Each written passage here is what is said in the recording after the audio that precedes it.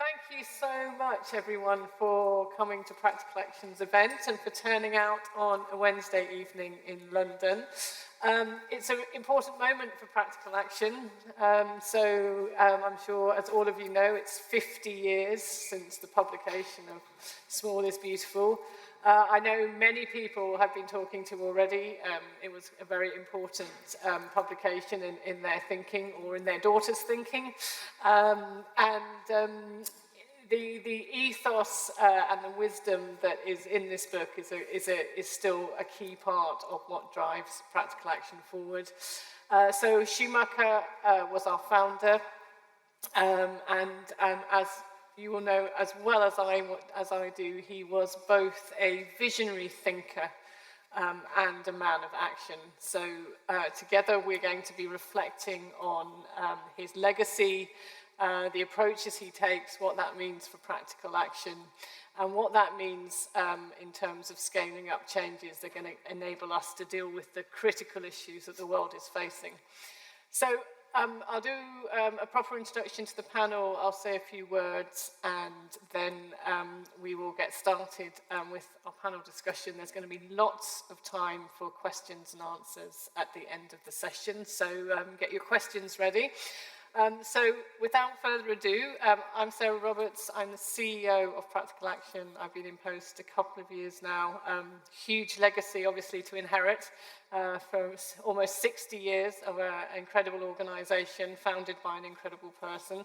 So I'm doing my best to ensure his legacy is respected and developed and really informs the approaches we take.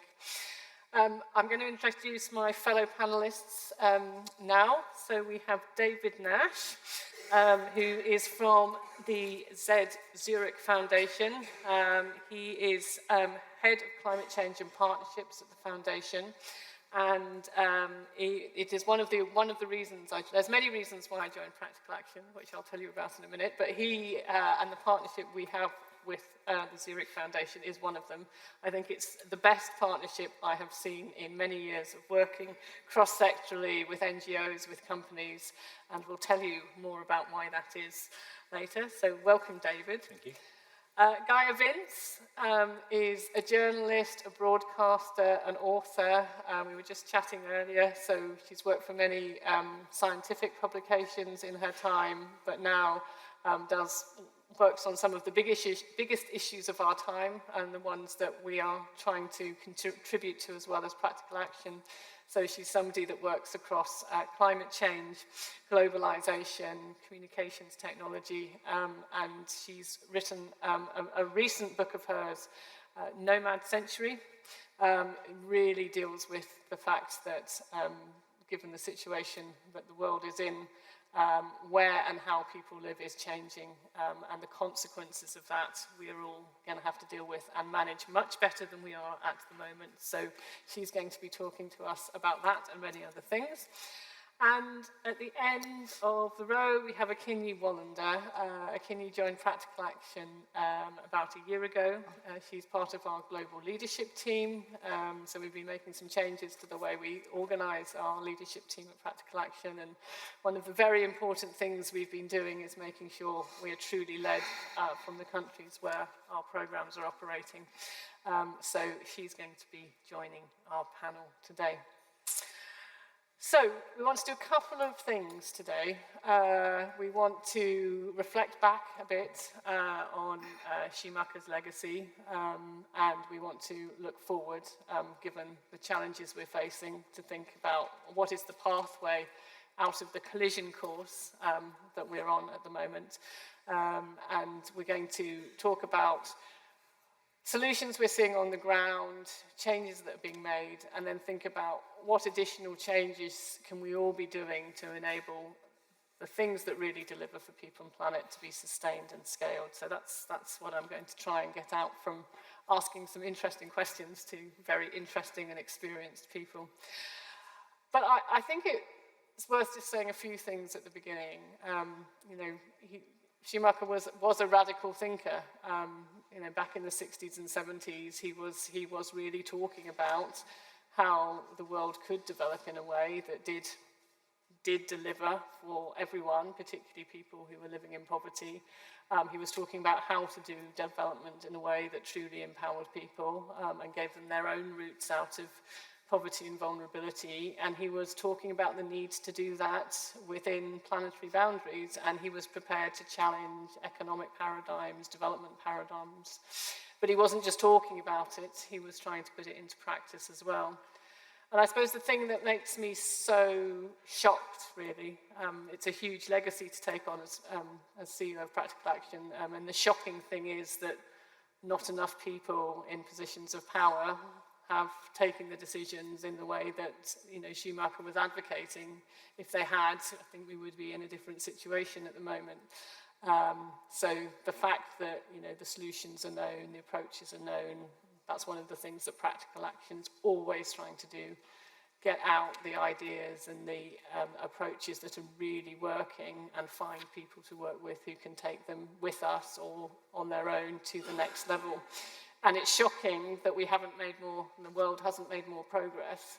But, you know, when I'm talking to people who are feeling quite despairing about the world, you know, the brilliant thing for me is that I'm CEO of Practical Action, and we've got 60 years of track record and experience to build on, and a team of people and a team of partnerships. That means we can see a future that looks different. We can see how to make it happen.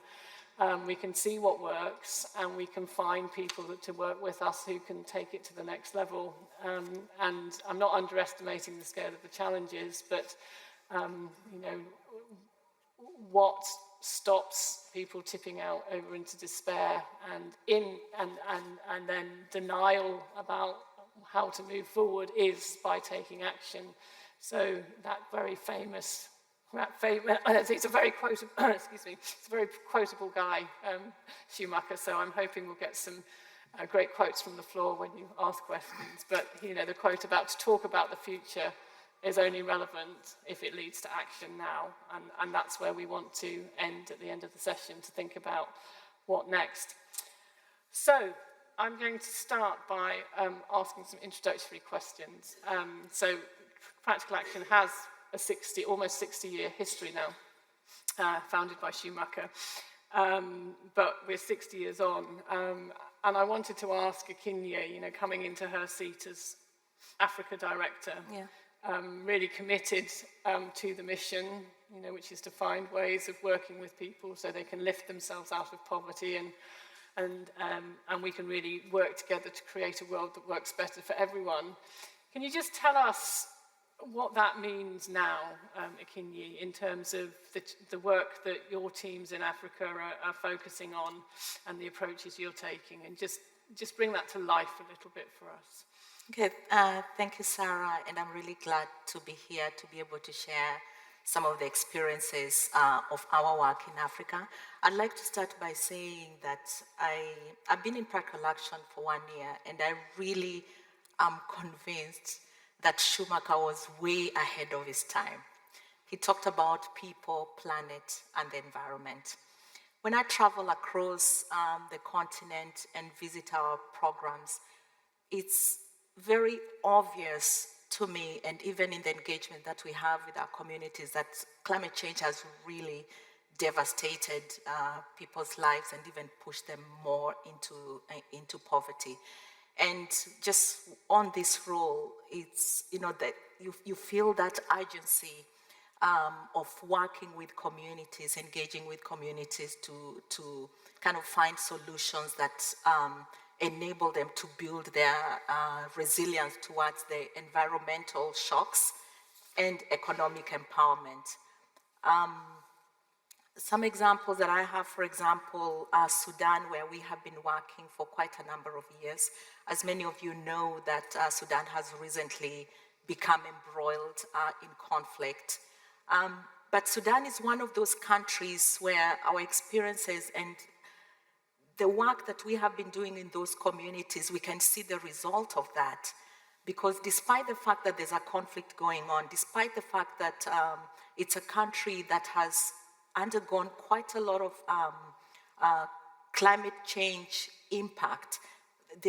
there they've experienced this desertification going on, reduction in pasture land,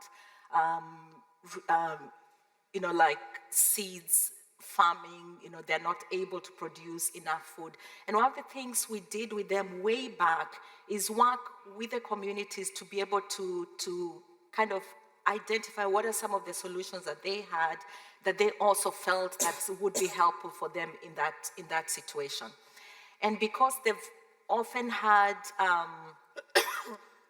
issues around resources and conflict over resources, we've worked with those communities to build their capacity using some of the knowledge that they have locally in terms of building dams. For example, we build dams whereby they harness the rainwater, and they're using the rainwater to irrigate their farmland, so they're able to produce food so that they have harvest that they can use during the dry and the rainy seasons.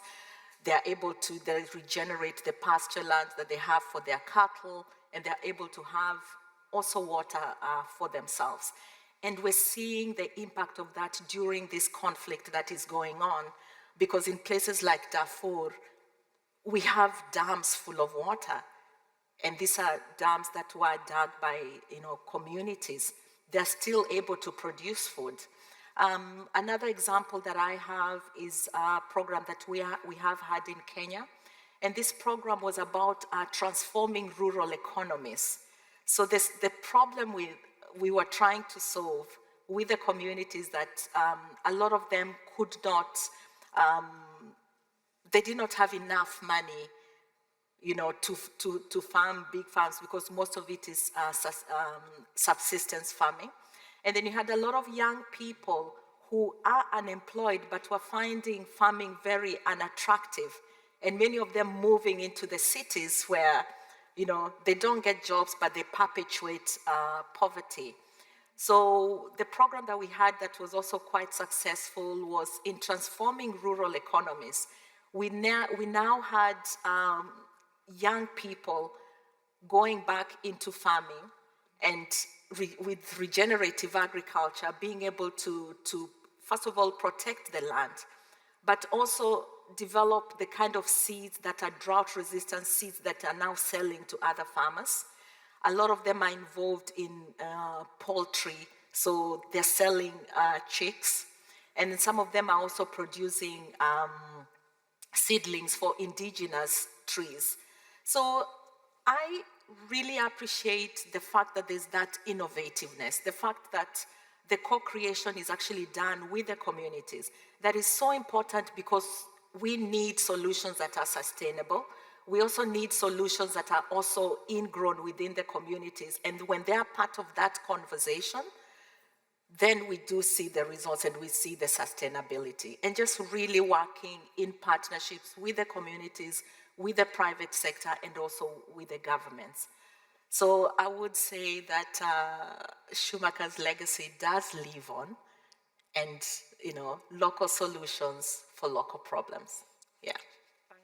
Thank you so much, Akinyi. I wanted to come on to Gaia, because as Practical Action, we've been working with people living in poverty for decades now, and we've had programs that particularly dealt with some climate impacts for many years, which you'll hear more about when I ask David some questions. But what's become so apparent to us over the last few years is, if you're working with people in poverty, you're always now working with people who are having to deal with the consequences of climate change and build their resilience. And we've talked about, you've heard Akinyi mention Sudan. There's many reasons for the conflict in Sudan, but the pressures of climate change and environmental crisis is one factor in that. And so Gaia, I know you've been thinking really hard about the realities of what this means for the world. Some of you may have seen Gaia's article in The Guardian recently, and I thought the headline was really relevant. A hotter world forcing people on the move needs more vision. we have to tackle the fact that this is a reality and people are moving and people will continue to move. And so, Gaia, I'd just like to, draw on your expertise and your research here. Maybe you can talk us through a bit how you see migration happening because of the climate crisis, and give us some inspiration about how we could help manage and plan for it better. Yeah, well, it's a great pleasure to be here with you all today. Yes, so climate is a reality. Kenya was talking about Sudan, and yes, climate is a threat multiplier. So whatever you are experiencing generally, whether it's conflict, whether it's, we're having these chronic droughts now. So it's not just one harvest that's affected, but it's harvest after harvest after harvest, and that just wears down communities' resilience. It means they cannot stay. And then quite often these are followed by these kind of catastrophic deluges, flash floods. So, and the water that comes doesn't penetrate nicely and softly into the soil, but it washes it away. So you get this horrible soil erosion, you get landslides, you get the loss of entire harvests. It quite often seems to come when the crops are most vulnerable. It washes away infrastructure, people's homes. And all of this is also coming at a time when people are struggling with extreme heat. And we're not used to that here. We have heat waves occasionally. We had a horrific one last year in which, thousands of people actually died. And we had fires, the biggest call out since the Blitz. But in the tropics, these heat waves are really becoming chronic, and they exacerbate the problems that people have. And it's the most marginalized groups that are the most affected. So people who are already very poor, they may already have some sort of sickness, they are facing prejudice in their life because of the religion they are, or the caste, or the tribe, or whatever it is. They are marginalized, and these have real health impacts, actually. So these groups are the most vulnerable, and we see that from Sudan to New York City, where Hurricane Sandy affected the poorest people who are in basement apartments. They were drowned. The people who cannot afford air conditioning. So it's across the board. The most vulnerable, the most marginalized, often women, children, are the most affected by these things. It makes illnesses much worse. And what we're going to see over the coming decades is an exacerbation of all of these effects. And the ones that make life hardest for people and push them away, these are fire, floods, heat, and drought. These four things affect people's livelihoods, they affect people's actual lives, they push food prices up because you get consecutive harvest failures, and so people cannot afford to eat. The hunger that we see from Sudan to Mali is primarily affecting the poorest people because they can't afford to eat. There is enough food globally, but it's not getting to these people. And of course, we also have the war in Ukraine. This is going to get worse over the coming decades, and we're going to see, instead of these kind of isolated, discrete events that hit certain communities or hit certain parts of a country, like I'm thinking last year in Pakistan we had months of extreme heat, which was followed by flash floods, in which 33 million people were displaced in 1 week. But we're seeing this sort of thing everywhere, from Lahaina in Hawaii, the whole town reduced to ashes, to Canada, which has been burning since March. It's still on fire, and the health effects of the smoke, and the psychological effects of being displaced from your home, or finding, you have to move and then return, move and then return. This wears down the resilience of families, being able to cope. And so, as the decades continue, we are seeing an increase of, at the moment, an increase of emissions. which are leading to an increase of heat in the atmosphere. And that heat is extra energy, which is what is driving these much more powerful storms, these heat waves, this drought, which means that harvests are affected, but then also a lot more moisture is held by this hotter atmosphere that falls. And we see, if we look at the climate models, we see this band of increasing unlivability around the tropical region, and that extends all the way up in Europe to Spain, Greece, Portugal, Southern Europe, Italy, a lot of the Americas up to the Great Lakes, parts of China. Down south, we have, all the way down to Patagonia in the Americas, all the way through sub-Saharan, all the way to the bottom of Africa.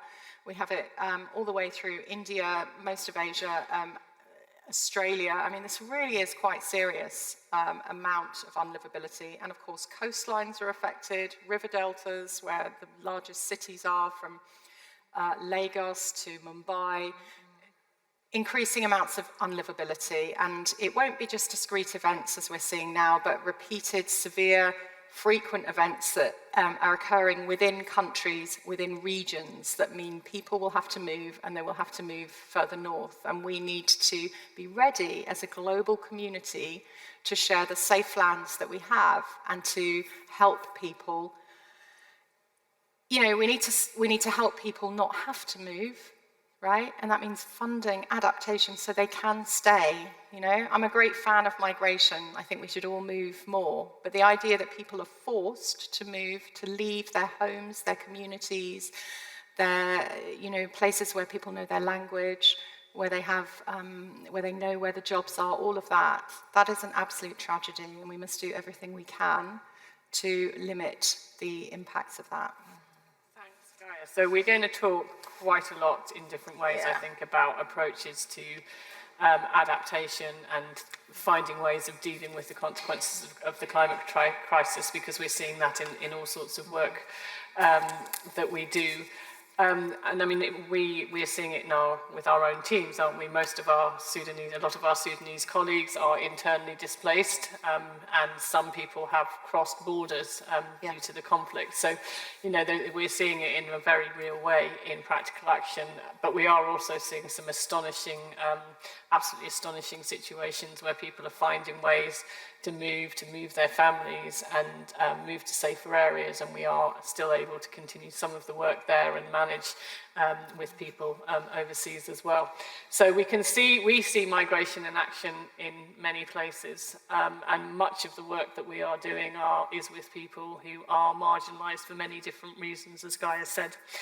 Well, I'm really pleased to now turn to David, because the partnership we have with David started over a decade ago, where we are dealing with one of the biggest consequences of the climate crisis, and that is flooding. So I could quote you lots of statistics about why we started there and what the focus is, but I'm not going to do that. I'm going to pass over to David to explain how we got started, why we are working in the way we are, but really importantly to talk about the impact we're having, because the impact that the partnership's been able to have in terms of dealing with the consequences of flooding is huge. And I think there's a lot of lessons from that programme for many other hazards as well. So over to you, David. Give us some inspiration about how to deal with this terrible situation that we're facing. Well, we're all doomed. No.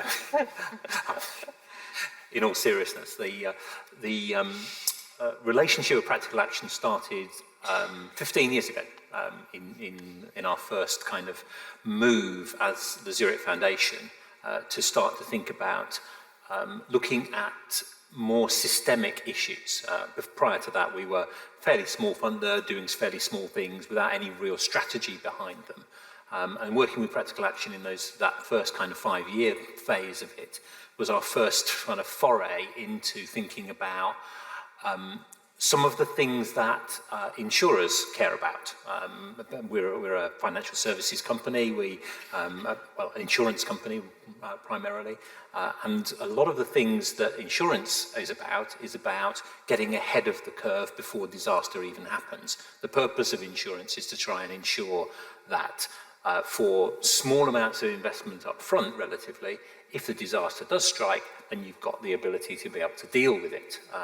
And that's kind of one of the fundamental insurance principles, which leads us into thinking about what we should do at a community level.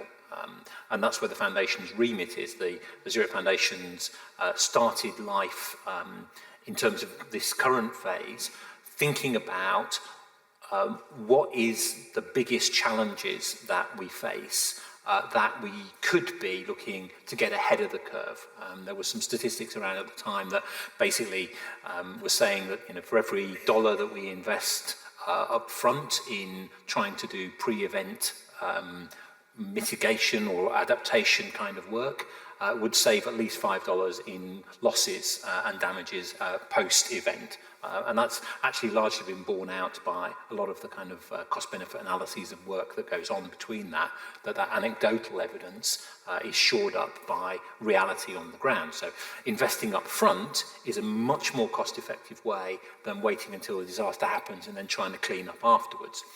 So we started off thinking in 2013, what is it that we should be focusing on? And that's where floods came to the fore. So at the time, floods accounted for more than 50% of all losses from natural hazards. So when you add up every natural hazard in the world, 50% of them were coming from flood. So if you're going to start somewhere, you might as well start with the biggest thing that you're going to be looking at. And when we started, we didn't think about this particularly as a climate issue. We thought of it very much as a natural phenomena that was affecting multiple communities around the world, and thinking about how it was that we could get ahead of the curve. So not thinking about the post-event recovery kind of funding, which is an awful lot where a lot of funding actually gets kind of directed, but starting to think more about how we get ahead of that curve in flooding. As time has moved on, our thinking has recognised that the reason and the drive behind where floods are coming from and why it still remains the single largest impact in terms of natural hazard impacts. It's not quite 50% anymore, it's about 48, something like that. But it's huge in terms of the amount of impact it is. You add that together with, as Gaia was saying, heat, fire and drought, and you've probably got most of the natural hazard related impacts that are happening. So we started to think much more about this as a climate issue rather than just as in a single kind of symptom of the climate issue. Working with Practical Action in our first phase gave us some really good insight into how the organisation itself wanted to approach this idea of building community-based resilience. And building community resilience, thinking about what a community can do so that it isn't driven out by the floods, so that it doesn't sit there being washed away or being forced into a migratory pattern, as Gaia was saying. It's about understanding how you can change, and Practical Action has always been in that space of looking to see, at a community level, working with communities directly, understanding what it is we can do to get ahead of the curve. And we've been working alongside them and other partners in what we call a Flood Resilience Alliance. Now, you may or may not have heard of the Flood Resilience Alliance, so certainly we've seen it in Practical Action reports over the years. But the Flood Resilience Alliance is basically a group of parties who have come together in partnership. The Foundation is one of those parties. So unlike a lot of traditional kind of funding approaches where we get a proposal on the desk that says we're going to do A, B or C in a community, can you fund us? What we do is work alongside the partner to really understand what the challenges are at a community level and then fund those. So there's some funding for the understanding piece as well as funding for the action that then follows that. And that has been a principle of how we've tried to work over the course of the last 10 years now with this whole kind of flood resilience approach. Looking at trying to dovetail in with a lot of what Akinyo was saying about the need to be at a grassroots level, understanding things from a community perspective, understanding the differences between different communities and why they need to be dealt with differently, and then coming up with innovative and interesting ways of dealing with those things, which we then fund. But it doesn't stop there, because a lot of the kind of drive behind what we're doing is not necessarily about what happens at those individual community levels. It's also about recognizing that we alone can't solve that problem for the rest of a country. But we can use the example of the communities we are working in, the examples of the way we're working, to try to influence others to pick up the mantle and to follow suit.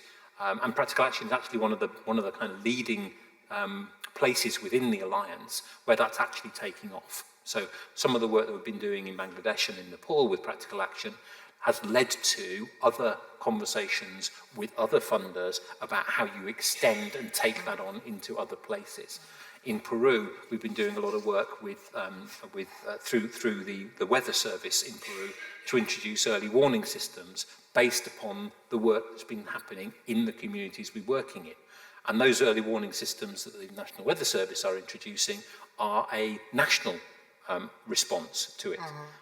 So as a result of that, we are taking this thing, or trying to take this thing, way beyond what we alone can fund.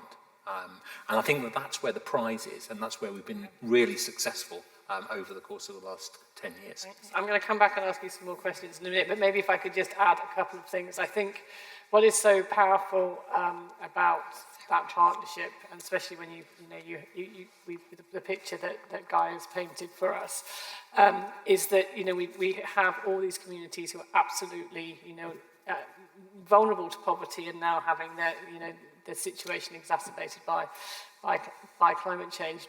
But the way that the Alliance works, there's really, really good analysis early on with communities from people like us and other organisations that are deeply embedded there. There's really good data that then, I think, is pulled together. So we've got 10 years of data, haven't we, of what community resilience was like when we started, and how it's changed over the course of 10 years, how the interventions that have gone in, how the changes that communities are making and others are making with them is actually building that resilience. So there's an evidence base then that can go and influence a lot of other people. And so when I talk about the Alliance, one of the things I often talk about is the fact that it had, in the first 10 years anyway, it had two goals. One was all about keeping people safe from flooding. So the aim was to keep, between us all, 2 million people safer from flooding. But the other issue goes back to the heart of what Guy was saying. It was to change the way people invest in dealing with the climate crisis, to get many, many more people to invest in adaptation, in early warning, in building resilience in communities so that the situations don't become disasters.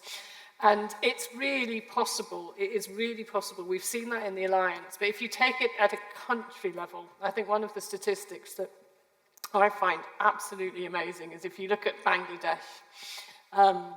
Bangladesh is obviously incredibly vulnerable to flooding, but far, far, far fewer people are dying from flooding in Bangladesh now than they were in 1970, even though flooding is much more intense and getting worse. Because that country, for lots of different ways, and we've played a small part in it, has really innovated in how to do that. And they know how to build resilience at every level. And I think, again, what David was talking about is, as we get that learning, as we see what works, is how do you work then with other institutions who can get that across the country, whether it's the meteorological service or government. And that's the power of these kind of partnerships.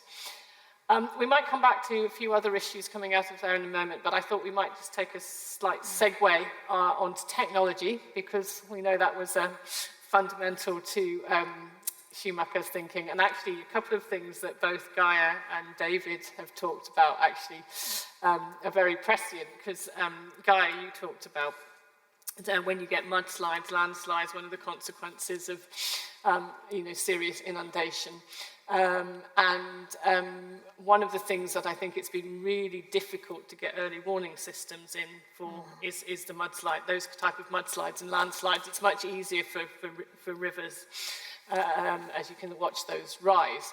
And so some of the best technological innovation that I think Schumacher would love is some of the 3D printing of weather stations that we've had going, some community-based, very appropriate technology that has enabled the communities to monitor a number of different weather-related issues. That means that they are able to predict at a local level more effectively when you're going to get mudslides after that type of rainfall. And then there's a lot of work going on, David, you might know more about this than I do, to link that again into the national service. So some of the harder to plan for events, again, with some innovation and some technology, very appropriate technology, where parts can be 3D printed again if they break. Even some of the more tricky issues, there's routes to dealing with that. So I just wondered if other members of the panel wanted to talk a bit about the role that you see for technology in dealing with some of these. And I'm thinking more of the Schumacher-style technology than the large-scale technology here. Examples from regenerative agriculture, from what you've seen from the flood programme, from what you've seen, I think, on your travels, Gaia, would be, I'm sure, very interesting for this audience. Let's go. Where do you want to start? Where do you want You start, David. Okay. So one of the things, and the Peru example is a really good example of where I think Schumacher would have been pleased with the way in which things are going, because a lot of what is happening in terms of early warning systems and the development of early warning systems in Peru is not about massive, kind of really smart, sharp tech. It's much more about finding things that can work on the ground in connection with community. And I think this is the really interesting thing about it, is that it isn't necessarily fancy technology, but it's enough technology coupled with the right kinds of training and learning and understanding for the community to interpret what they're getting from the data from that technology, to be able to then understand what action they need to take to keep themselves safe. So that whole understanding of a community-centered early warning system, rather than some high-tech pieces of kit that you have to put on every kind of corner of every kind of river and every kind of mudslide potential. It's about understanding the data well enough and then having people trained to be able to do it. And that's what the Peruvian Weather Service are picking up. So it's not a huge investment from a tech point of view, but it's an investment in the right kind of tech and the right kind of training, and making sure that communities are really engaged in it, because they're the ones that need to understand what the data is telling them. They're the ones that then understand where to run to, where to get people out from, what to do with their animals, what to do with their valuables, and getting them in that understanding of how to respond to the early warning is almost as valuable as having something that gives them the early warning in the first place. Thank you. Yeah, I mean, I would absolutely agree with that. And I think the technology is really important because it gives people agency. And if it doesn't give them agency, then it's not working properly. Because I think, and I'm sure we'll all agree with this, that one of the most important things with, say, early warning systems, I don't know about the Peruvian ones, but certainly the Bangladesh ones, is that element of trust. And I think that's super important, because one of the reasons lives are lost quite often is when you get a voice of authority coming down and telling people you have to move, you have to leave your animals, which are very valuable to you, or you have to leave whatever. People, they have to make a decision then whether to trust that they will be better off doing that, you know, whether they can bring their animals with them, what will happen. And all of those are actually life and death decisions. They're not easy to make at all. And I think when you give people agency, you also give them, it's that inclusive idea that they are part of this technology and part of the decisions behind following it, and following the guidance for it. And therefore that builds the trust that you need to make it life-saving rather than just an add-on technology that can be ignored. Yeah, so I mean, I've seen technology is amazing. I mean, it's our human tool, isn't it? So I've seen you know, early warning systems and meteorological advice and information relayed to East African farmers so they know which seeds and when to sow and when to harvest so they don't lose that, you know, special point, especially with climate change when things are no longer, you know, the weather is no longer reliable. You can't just plant on the, you know, 3rd week of April or something. You have to have that advice. I've seen technology used really in quite an interesting way in parts of western parts of India, actually, where villagers, again, it's about that kind of community trust, so the village leader has the trust, where a local university was able to use sort of satellite data to map where monsoonal flows naturally go and where channels could be built, and that meant that the village leader, able to trust that data, was then got the labour from all the community, and bearing in mind, you know, that meant that they were not therefore planting when they needed to plant, and you know, there was again a lot of trust involved. They dug out certain canals and routes, built underground storage, built all that, and what it led to was a storing in a very, very drought-ridden place. They were able to store those monsoonal flows so they didn't wash off and erode the top layer of soil. They were there longer, and they were able to get, you know, 3 crop plantings per year rather than 1 failed, stunted growth. I mean, it was kind of miraculous. Even the, you know, the Dalit members of society had a toilet. You know, I mean, it was quite transformational if you looked at the comparative. And the best thing about that is, as you were saying, it's that tech transfer, the knowledge transfer. They were able then to show that it works. This is the evidence that it works to other villages. So they could, you know, they were able to take that risk of investing in the work that was needed to do it. So, yeah. Thank you. That is a fantastic example, absolutely fantastic example. Thank you, Gaia. Yeah. Kindy, there's probably lots you could share, but it doesn't have to be on early warning systems on flooding. If it's on agriculture or something else that you would like to talk about. Well, I actually find this conversation about early warning systems quite fascinating, and I think Schumacher would have been really fascinated by what we then call technology during this time. So as you were talking, I was just trying to think of some of what we do. So when it comes to technology, it has to be appropriate. It has to be able, you know, to solve a problem in a community. And as a practical action, we may not be the ones who come up with that technology. However, working with the communities, listening to the communities, and really being on the ground, we've been privileged to have opportunity to kind of like link up with groups or even with local communities that are doing really amazing things. So as you were talking, I was just thinking about what we've been able to do in Southern Africa. As most of you may not know, that Southern Africa has had drought for a long time. It's really, really super dry. And what was happening is that the land dries up so much that it begins to crack. If you put any seed in the ground, it just dries up. And so there's this community that came up with a very ingenious idea. So when they then understood when the rains were coming, they started digging holes, very deep holes. So the water comes. Of course, when the water is so much, they cannot, you know, put the seed on the ground because it's going to rot. But what they would do, those holes would be dug so low that they accumulate water. And then they would take grass and cover it, you know, in the holes. And then when the water when the rains stop, then they would actually plant. What that means is that there's still moisture in the ground, and it would get the seeds to actually germinate. For me, that is innovation, you know. And what has happened, having taken that to scale together with the ministry, in Zimbabwe. Right now, they're using that method across Zimbabwe, the subsistence farmers, and it has spread up into Malawi and southern Tanzania.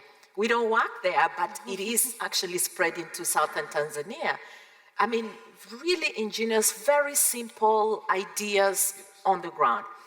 The other one that I can think about is the work we do around energy powering agriculture. So we've been doing this also with smallholder farmers in Zimbabwe, smallholder farmers also in Burkina Faso and parts of Senegal, and just providing solar panels that they can use to irrigate, to pump water to irrigate their lands. Very simple solutions, but solutions that really make a difference, increasing food security and livelihoods, basically increasing incomes and just making sure that there's food on the table. And if they did not have these technologies, then they get affected by the impact of drought. And then, of course, we begin to see just what you were describing in terms of migration. So technology is really important, and it has to be appropriate, and it has to be able to be the kind of technology that's also embedded within the communities that we work with. And maybe if I can just add one thing, Akinyi, because it's great when you have these conversations, isn't it? Because it sparks all sorts of reflections and ideas from things that I've seen. So I went to Nepal when I first became CEO of Practical Action. And I think listening to Gaia and David and Akinyi really emphasize it's about the technology, but it's about how whether it's trusted and integrated really well with community needs. And in Nepal, at least in the area where I was, the vast majority of farmers are women because so many men are migrating for work.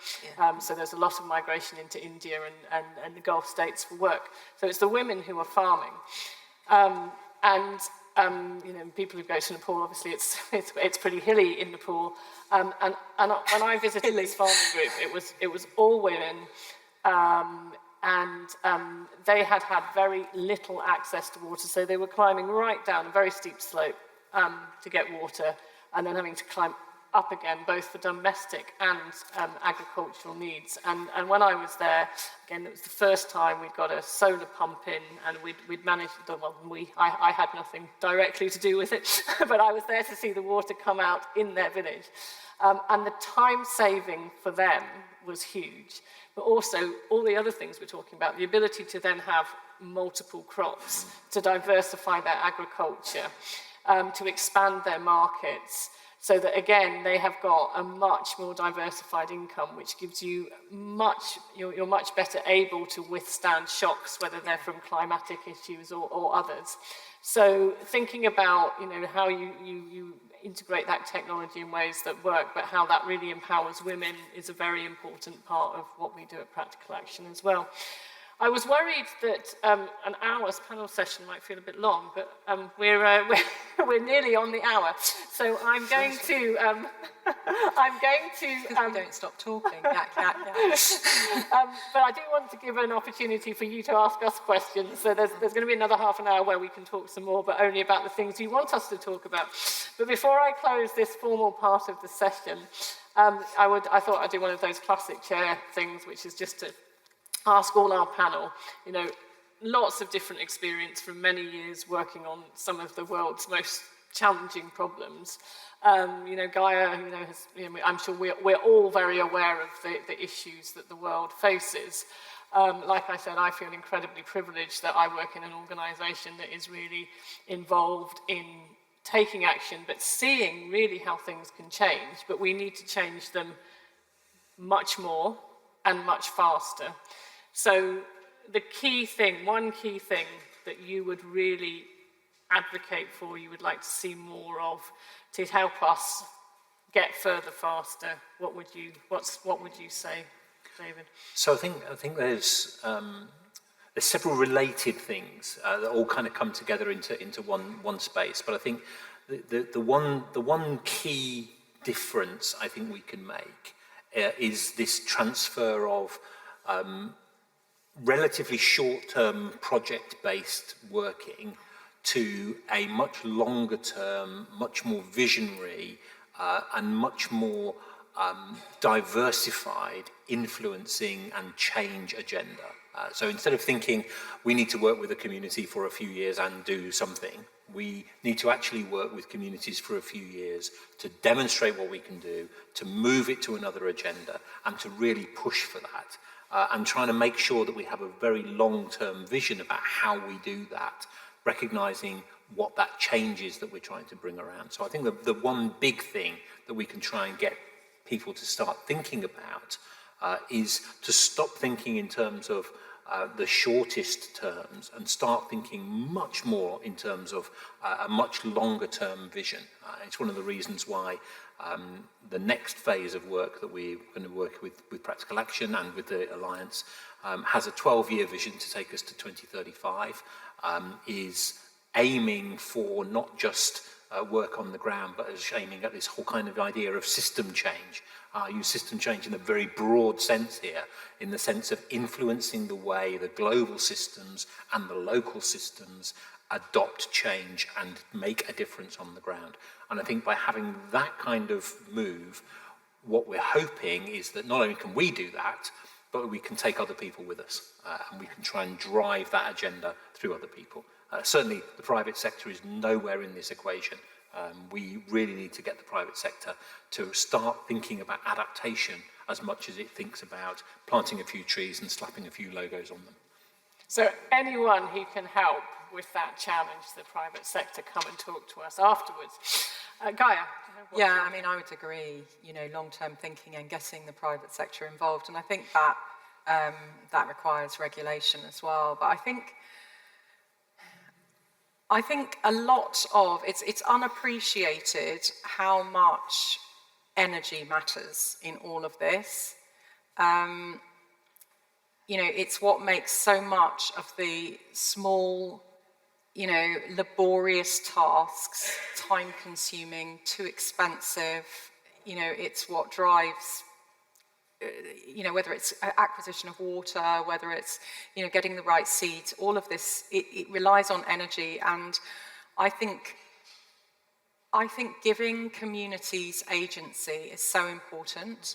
And it starts with energy, and I think that there are some really promising microgrid solutions, which I've seen in various places around the world, which could be scaled up enormously now. We have the cheap technology for it, and that is transformational, because once you have access to cheap, abundant energy, so much else is possible. And we don't appreciate that here because we don't have we don't have that barrier to just, you know, light in the evenings, to, you know, getting clean water cleaned so that it's available, to, you know, it just makes such a difference, and it just is that stepping stone to so much else. So that's how I would put it. Well, absolutely, that plays to, again, a very long history of practical action of energy access for people who don't have it, energy powering agriculture, energy powering so much change. Just phones. I mean, actually, the first time I was in the north of Kenya, on the border of Ethiopia, on Lake Turkana, exactly, Turkana. I was on Lake Turkana, and I was with this group of widows whose husbands have been killed in tribal fights there, which is getting much more intense, again because of climate change, because they're fighting over the last resources. And this woman had a mobile phone. It was quite a big mobile phone. This was you know, when mobile phones were still quite expensive and quite rare. And she had a solar panel on the back of it, which she was I mean, I still don't have that. I still run out of juice on a sunny day because I've forgotten my charger and all of that. And she was, you know, it was amazing. And on these tiny little straw huts, little tiny weeny solar panels, maybe this big, right? I mean, that's the sort of thing which makes such a difference. Yeah. It's leapfrogging that whole kind of rolling out the wires for the phone system and all of that, you know. Yeah, some of the most inspirational work I saw, again, when I was first visiting programs in practical action was renewable energy for refugees. That, again, you know, you go into these places and, you know, I'm desperate to get my house off fossil fuel and find practical ways of doing it. And I'm totally stuck because of where I live and the regulation, and it all feels impossible. And then you go to refugee camps, you go to, you know, some of the most remotest areas, and, you know, with the right partners, the right approach, and the energy and dynamism and possibilities of solving some very practical problems. Yeah, they could leapfrog the West with their sort of inbuilt infrastructure, and it could be so much faster if private sector got much more involved. Yeah. Akinya, I'm going to give the last word to you on what you think should happen next to go further and faster, and then we're going to open the floor. So get your questions ready. There will be a roving mic coming round, so get ready to put your hands up very quickly, because otherwise you might lose your chance. Yeah, so I would start my reflection from, I think, one of Schumacher talks about big change starts small. You know, and David, you talked about systems change. So just being able to take some of those really good ideas that work to scale so that they can impact more people. Yeah. I think that's one of the things I would think about. And then partnerships. Partnerships are really important. We're talking about private sector, but private sector is really a catalyst. You know, if we can bring private sector on board on issues around technology, on issues around solving some of those issues. You've just talked about a solar panel on a phone, but you can imagine a solar panel on a radio. So you're enabling people to have information, and information is power. It can save lives. It can make quite a big difference. So partnerships and bringing things to scale in terms of systems is where I would really advocate for. Thank you so much. Well, thank you very much to our fantastic panel. I think we've got such a range of in-depth experience and knowledge here. It was my privilege to be able to ask you some questions. So please take your opportunity to follow up and ask them or myself some more.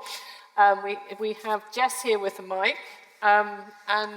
Let's see what people would want to know more about.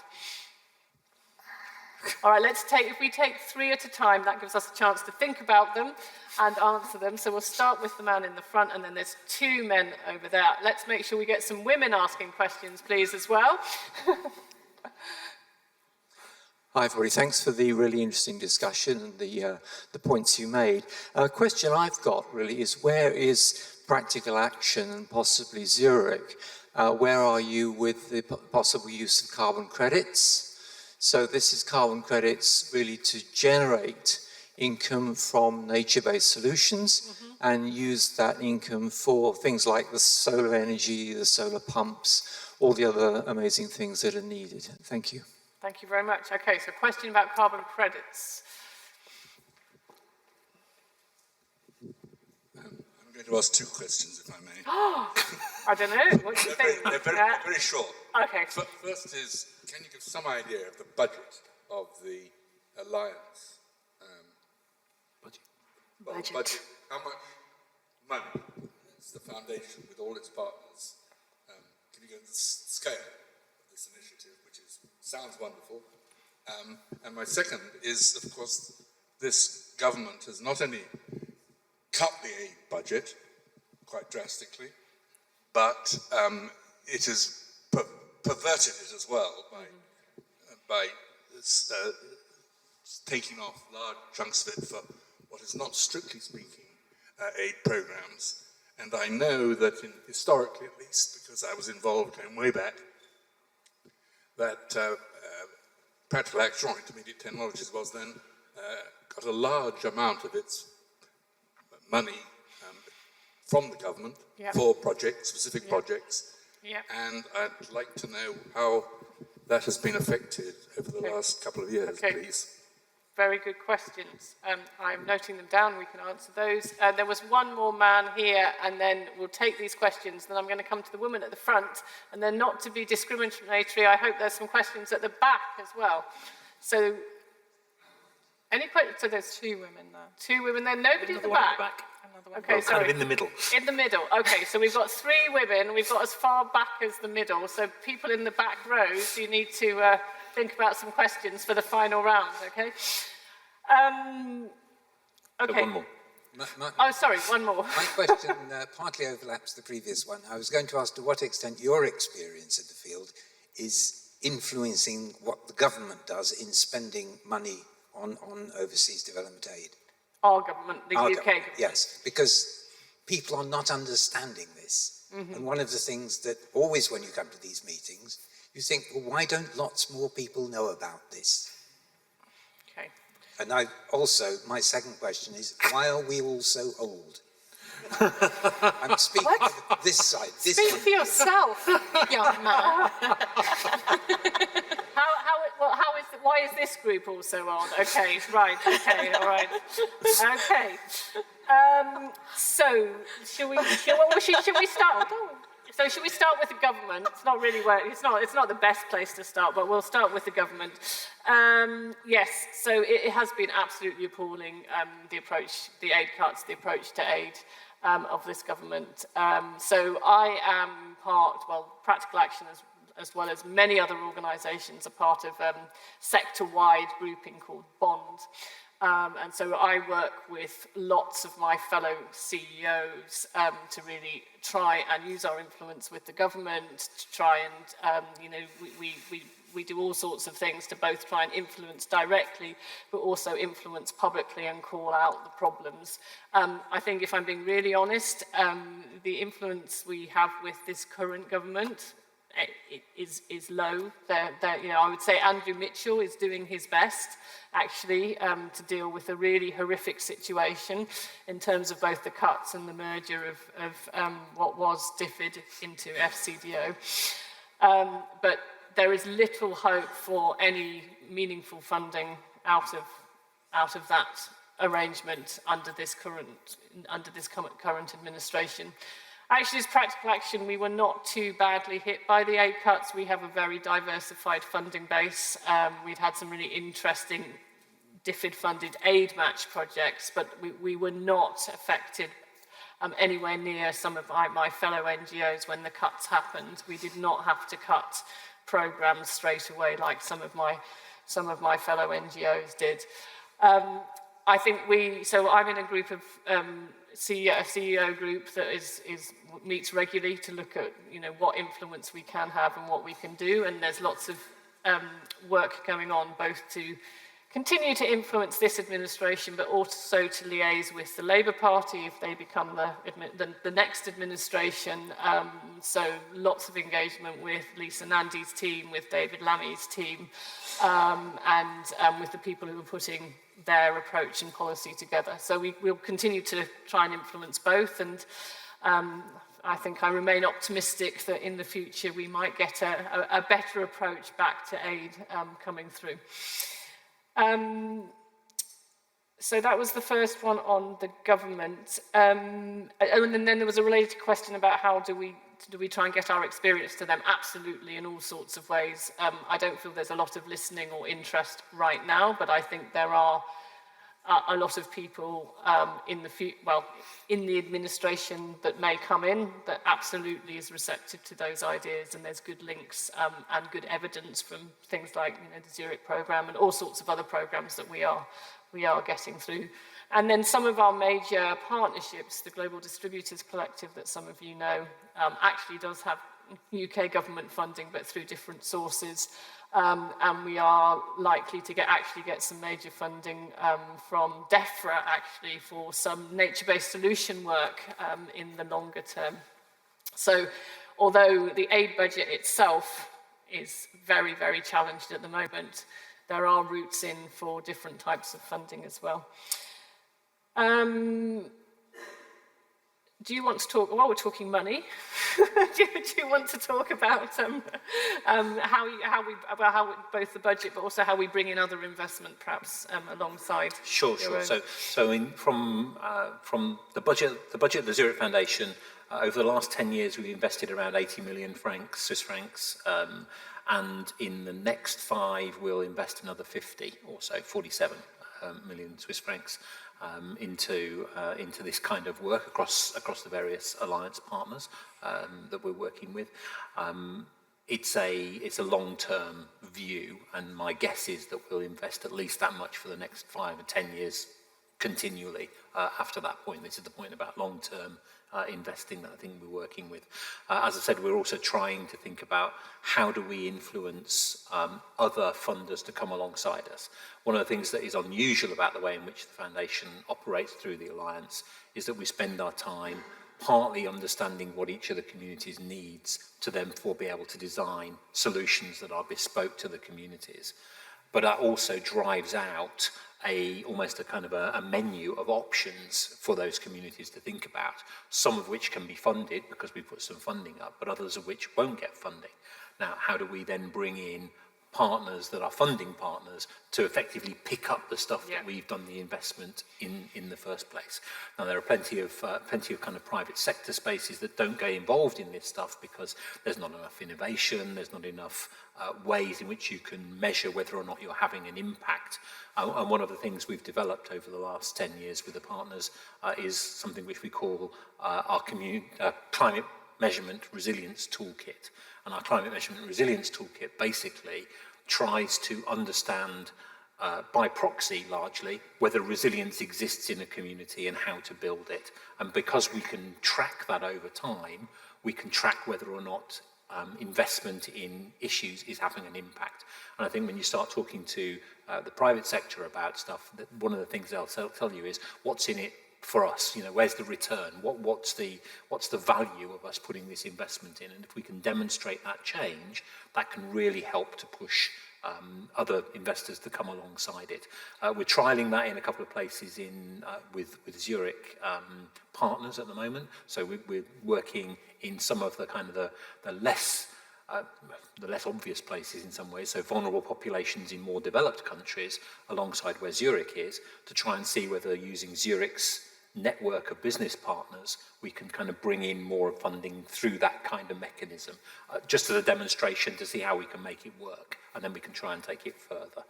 So we do have plans to try and make that a really impactful way forward. Thank you. I think that the tools to measure the impact have been neglected quite a bit over the last decades, and now it's this new, when people are seeing all these like phony carbon offsets and so on, they really want those tools, and I think that will help drive all kinds of investment because you don't risk then being part of a greenwash or investing in something that won't pay out in the same way. Yeah, absolutely. I mean, I use the throwaway line of people planting trees and slapping logos on them.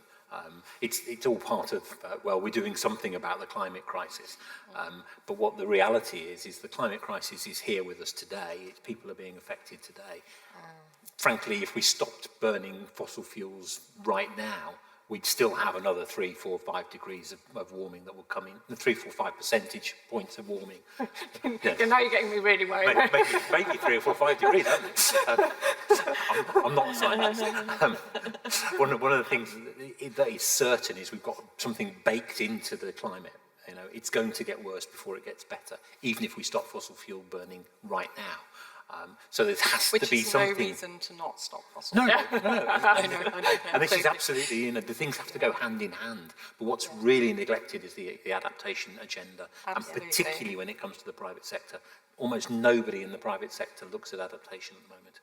And that's something we really have to change. And having those difficult conversations about things like managed retreat or about, choosing where to invest, adapt, if you've got a load of coastal communities, which one is most viable? Which one do you decide you're going to, make really resilient? And which ones do you say, you know, you're going to have to retreat and help those communities take those steps. It's really lots of difficult conversations. Yeah, absolutely. We're doing a little bit of work with through LSE actually with the kind of coast on East Anglia, so working in Lowestoft and in Great Yarmouth at the moment.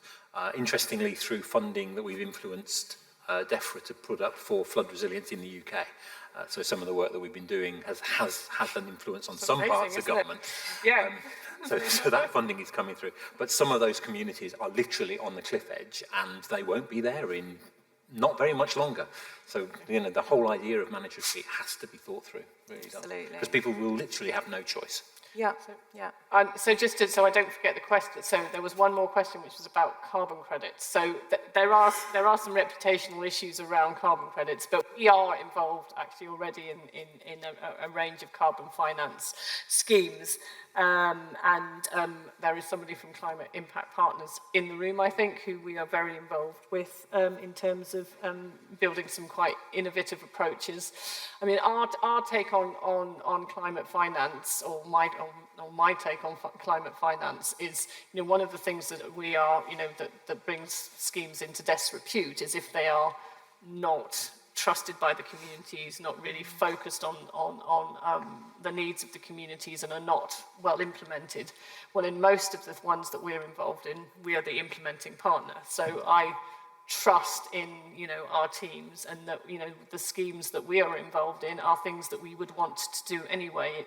Some of it has been cook stoves. We're in discussions with some partners around agroforestry, so really building on the work that we're doing on regenerative agriculture to try and help communities diversify.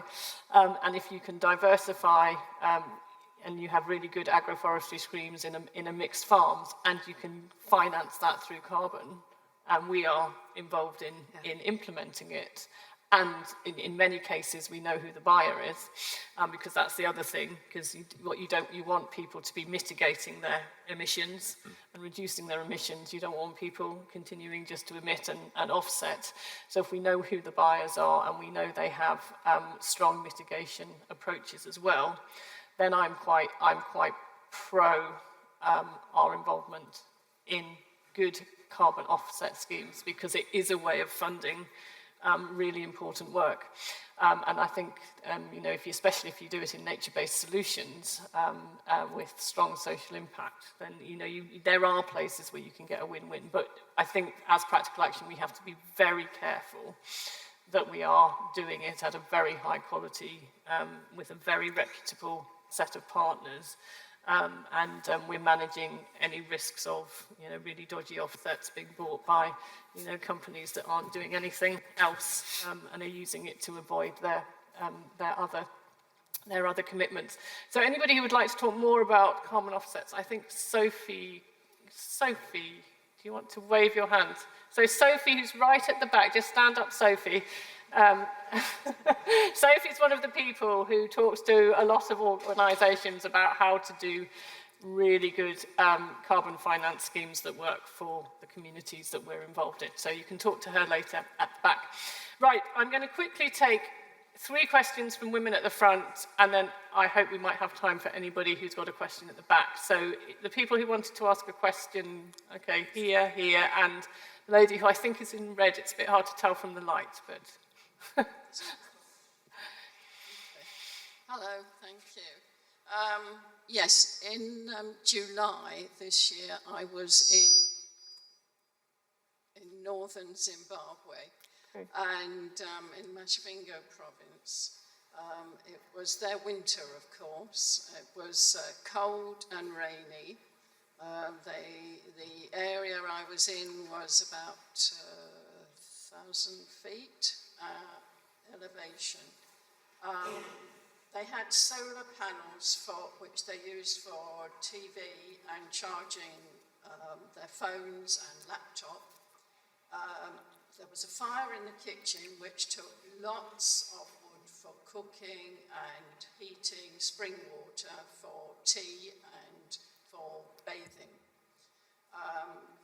What solutions does Practical Action have for water heating, and does Practical Action work in southern Zimbabwe, or Okay.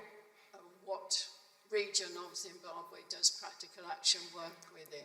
Okay, we can easily answer that question. So that will be one for Akinyi in a moment. Well, actually, while we're going round, Akinyi, do you want to quickly talk about where we work in Zimbabwe? Yeah, of course.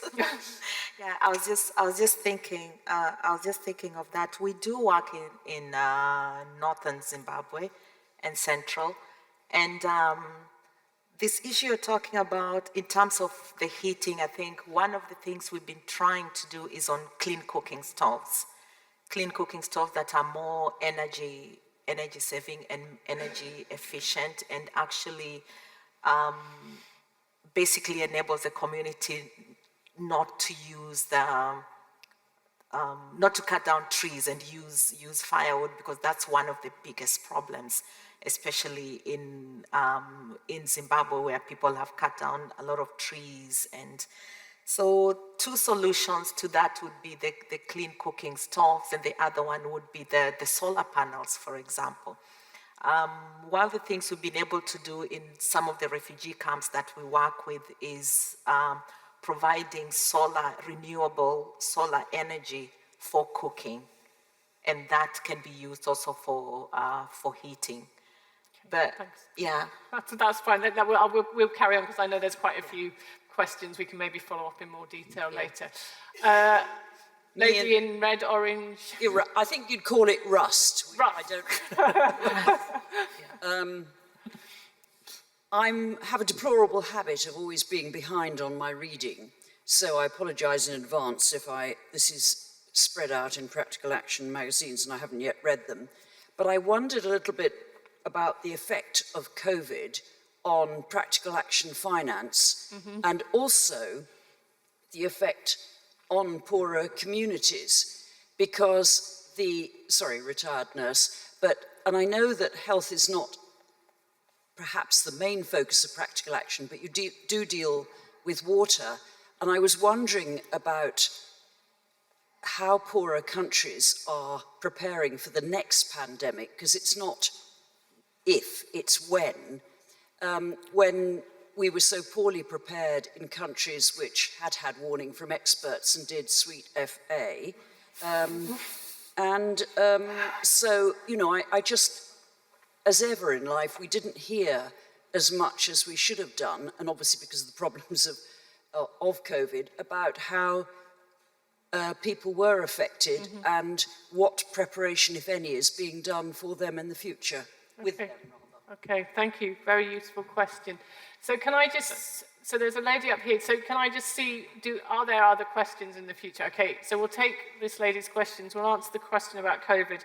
I realise we didn't answer the question about why is everybody so old in the room, so we might take a stab at that. And then we'll do a final couple, and then we'll let everybody mix and mingle before the event finishes. So. Right, of course, it's a lot has to do with the solar energy. Here, Africa, most of this country, have natural energy. And all they need, as we said, is solar panels. I lived in the Middle East, about 70 years ago, and they had solar panels on the roof of their houses and things like that. It was nothing.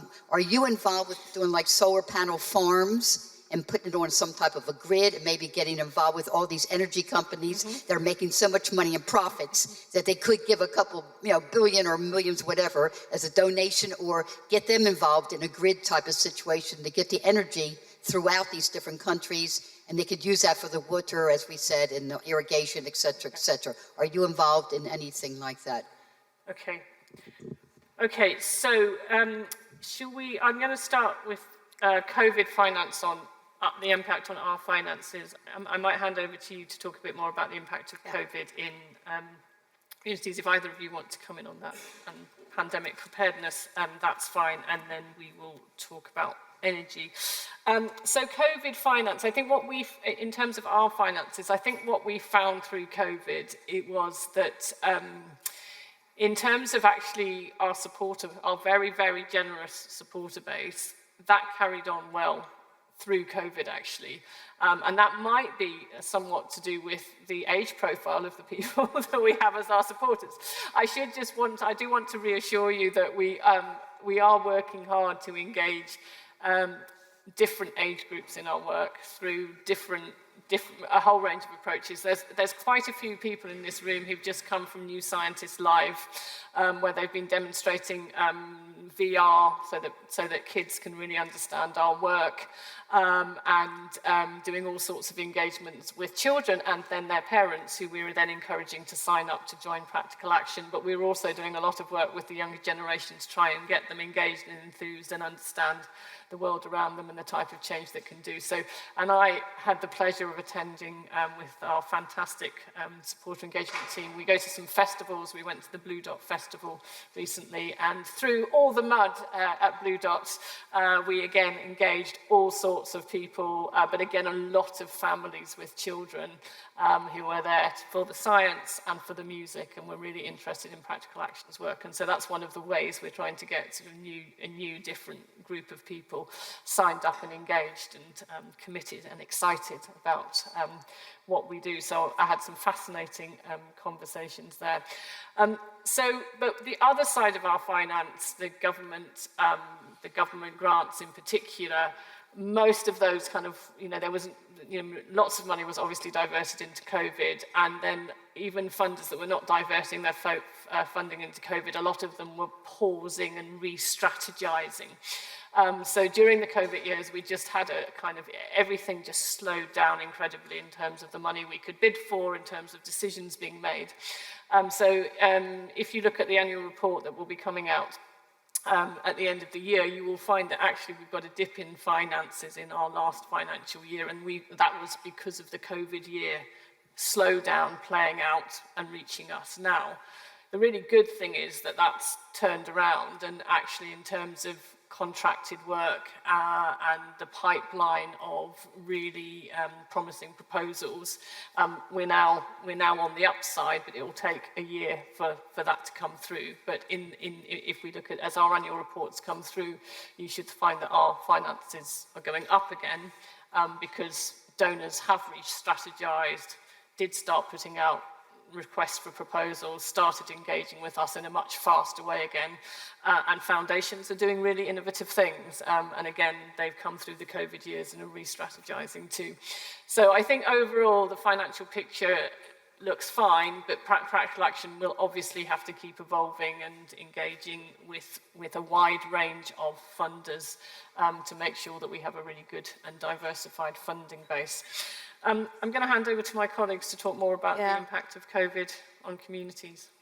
Okay, so I think I'm just going to approach this broadly, just looking at Africa, because I think a lot of the African countries basically had almost a similar kind of impact. So COVID had a really big social and economic impact on the continent. Socially, because a lot of people lost their jobs. Many of them lost breadwinners in the family, and the impact of that, of course, is still even being felt up to now. For many who lost jobs because factories or companies were actually shutting down, because of the lengthy periods of time where people were not able to go to work, many of the private sector actually did not survive. We're a continent that thrives on entrepreneurship and enterprise, and they were just not able to survive. But one of the things we also saw was that the use of technology. So we saw a lot of some of those small enterprise, private sector actually go more digital. So we had some of the service industry actually beginning to grow, but it's not many of them who could actually be able to do that. But then when it comes to like the last mile communities who we as Practical Action actually work with, those are the ones also who had quite a big impact, because many of them were not able to afford healthcare. Many of them were not able to get the vaccinations or even travel to where the vaccination was.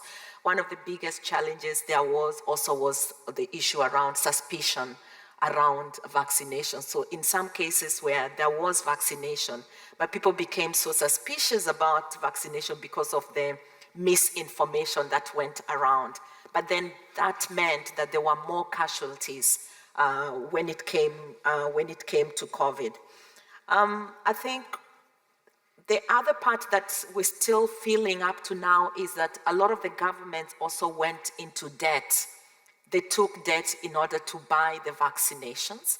And at the time, the kind of like loans, or rather, they were supposed to be grants, apparently were not actually grants. And I think the British government was one of those, because there was a discussion that took place after that. I was actually invited into that conversation, and to my shock was when we were actually informed that, oh, it wasn't a grant, you have to pay back. But you also know the controversy that there was around some of the countries actually hoarding vaccines. So when you put all that together, the impact of that has been really great. I do know that up to now, people are still very suspicious about vaccines. However, when it comes to the question about how a country is actually preparing, I also know that Africa as a continent, I think, has now, because of that issue about not having to access vaccines and countries hoarding, there's already vaccine production plants already on the continent. I think there's one in South Africa. There are two countries. I do know of the one in South Africa, and that's part of the preparation. I think that's really important, because one of the other things that I think came up is the issue around resilience, whereby the African countries had already been dealing with such diseases as Ebola.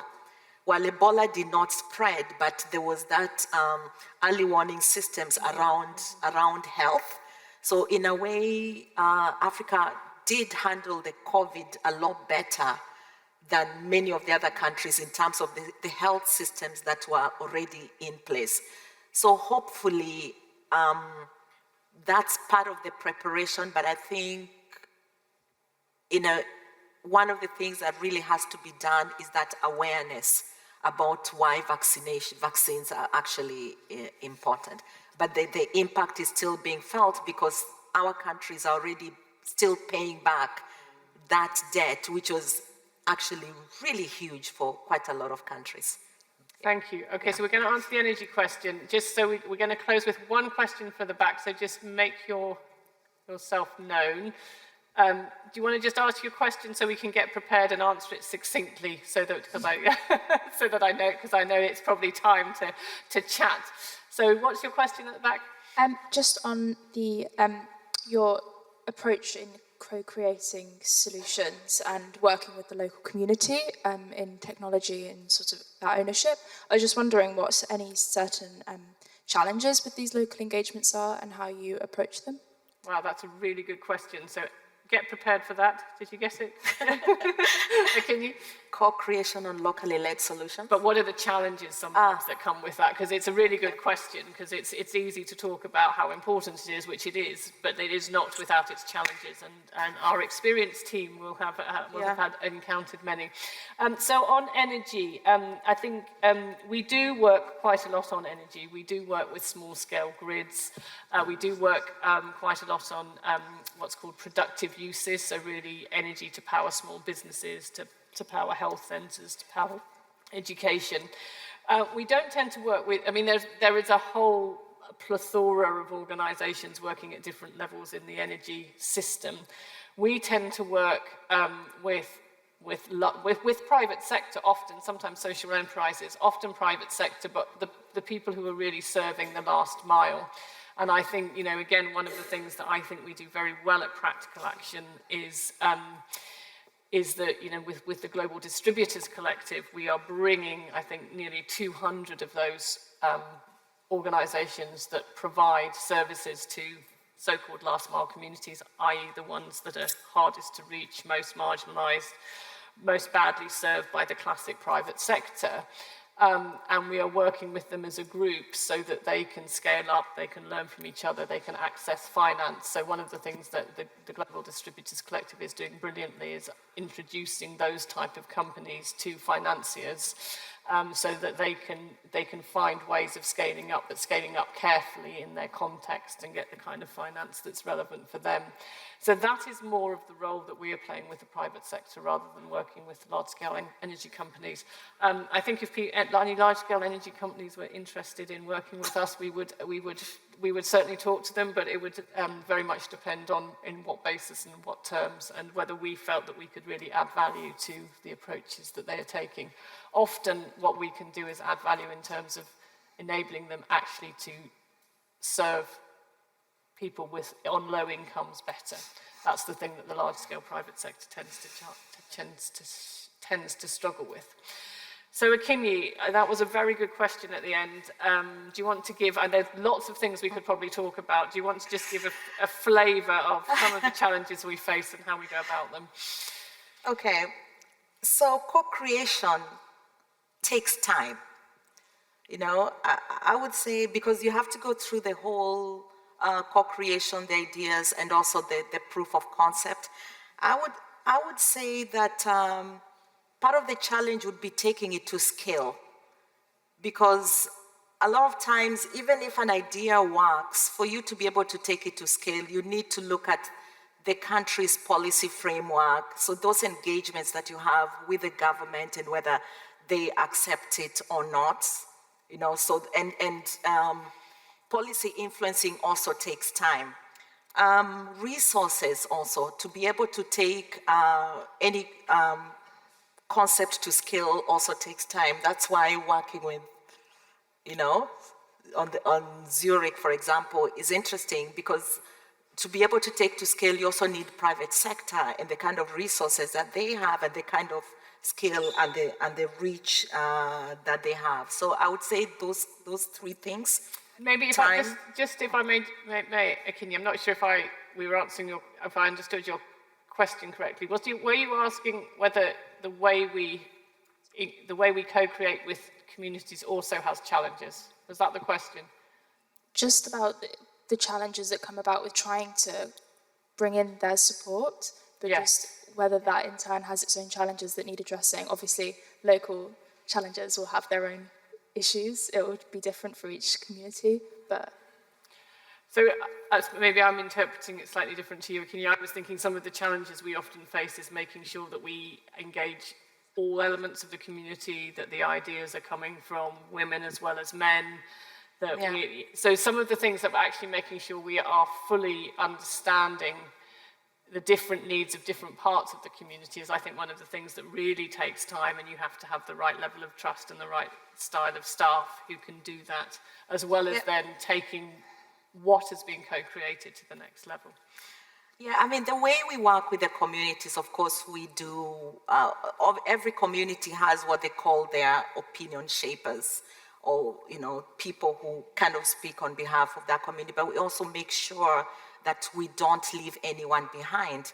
A lot of times, one of the things we always have to make sure is ensuring that we know who are some of the marginalized people within the communities, you know, making sure that there is a gender balance in decision making. So I would say one of the challenges we may face sometimes is when you go into a community and you have like a meeting like this, but you don't get women coming into that. So you have ideas being put forward, but ideas are being put forward by men because they have I don't know that to say the loudest voice or the biggest voice.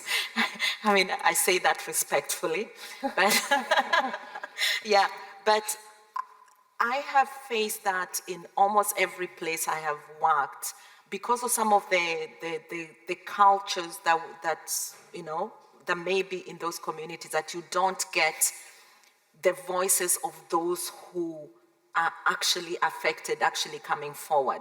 So we always have to make sure, and I do know that there are times when in meetings I have insisted, you know, asked where are the women, you know, how do they feel about some of these things.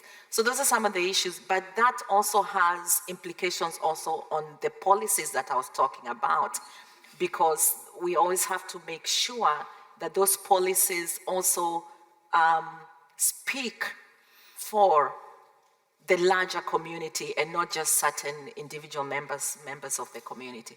Great. So, yeah. Okay. Can I just add one thing? One thing from David. I'm conscious that I've got a train to catch, and I'm Yes. looking at my watch thinking, oh, God, don't prolong it too long. And then David's going to run. The one thing I would say is that you get bigger challenges by not trying to involve people in the co-creation than you do by trying to involve them. Without involving people in the development of a solution for themselves, then you get something that's got no buy-in, you get something that therefore will fail. And there's so many projects around the world that have been put in place and imposed that just simply are not supported and then therefore fail. So it's always worth the effort to try and make sure you overcome those challenges. Well, thank you so much. I apologise for overrunning. Usually I'm a very tight chair, but I thought we had so many interesting questions and so much to talk about. I have let it overrun. So thank you so much. Thank you to our fantastic panellists for giving up their time today. Thank you so much for coming and for all the support you give to Practical Action. We couldn't do it without you. We could not drive forward, you know, innovation projects. We couldn't leverage in additional funding. We couldn't get the type of partnerships going like we have with David if we didn't have our supporter base enabling us to really push forward on the things that we think are really important and pull together the learning and evidence that enables us to bring other people with us.